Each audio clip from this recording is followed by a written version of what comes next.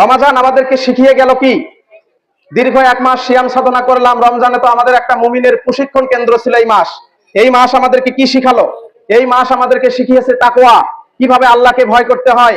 দিনের বেলা সিয়াম রেখেছেন, যদি খাইতে পারতেন খেতেন, কেউ দেখতে পেত না, কিন্তু আল্লাহর ভয়ে খাননি, অশ্লীলতার ধারের কাছেও যাননি, গীবত করেন নাই, খারাপ কিছু দেখেননি, ছোট ছোট পাপগুলোকে পরিহার করেছেন। এটাই হচ্ছে তাকওয়া।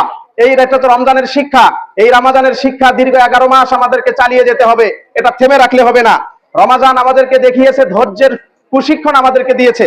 এতটুকু ধৈর্য আমরা ধরতে পারি না, তাহলে রমাজান আমাদেরকে কিসের প্রশিক্ষণ দিয়ে গেল?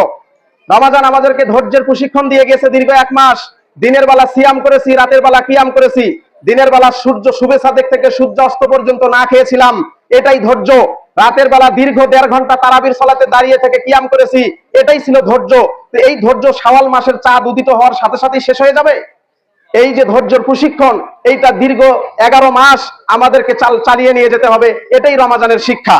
রমাজান আমাদেরকে শিখিয়ে গেছে কোরআনের প্রতি কিভাবে ভালোবাসতে হয়। রমজান মাসে কোরআনের প্রতি সবাই দুর্বল হয়েছি, পবিত্র কোরআনের প্রতি যত্নশীল হয়েছিলাম।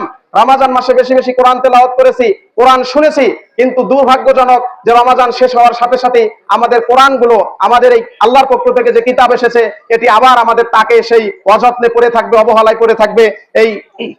এই হচ্ছে মুমিনদের অবস্থা। এরপরে রমাজান আমাদেরকে যেটি শিক্ষা দিয়ে গেছে সেটা হচ্ছে রাতের সালাত। রাতের সালাত পড়ার অভ্যাস কম বেশি সবাই করেছি, কিন্তু রমাজান শেষ হওয়ার পরেও এই অভ্যাস যাতে চালু থাকে, এই উপদেশ আপনাদেরকে দিয়ে যাচ্ছি। এরপরে রমাজান মাসে দান সাদকা করার মতো সৌভাগ্য সবারই হয়েছে। দান সাদকা করার প্রতিযোগিতা করেছি, সবাই আমরা কম বেশি সাদাকা করেছি, রোজাদারদেরকে ইফতার করিয়েছি।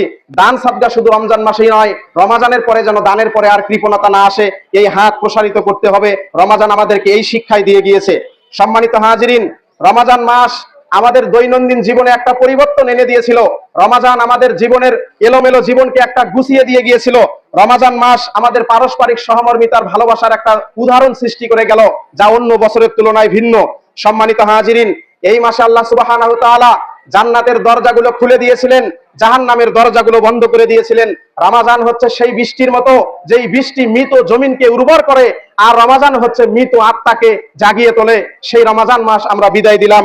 এটা মুমিনের জন্য অবশ্যই কষ্টের, এটা ইবাদতকারী মুমিনদের জন্য কষ্টের, এটা ইবাদত গুজার মুমিনদের হৃদয় ভেঙে যাচ্ছে, কারণ আমরা রমাজান মাসকে বিদায় দিয়ে দিলাম।